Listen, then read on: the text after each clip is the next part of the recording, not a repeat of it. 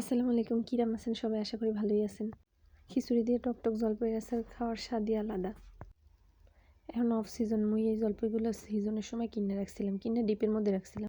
যারা মনে করেন যে ফ্রিজে ডিপে রাখলে জলপাইয়ের স্বাদ ভালো থাকে না, বা যে কোনো যেমন তেঁতুল গত বছর আমি বানাইছি, এটার স্বাদও একবারেই ঠিকঠাক মতনই আসলে।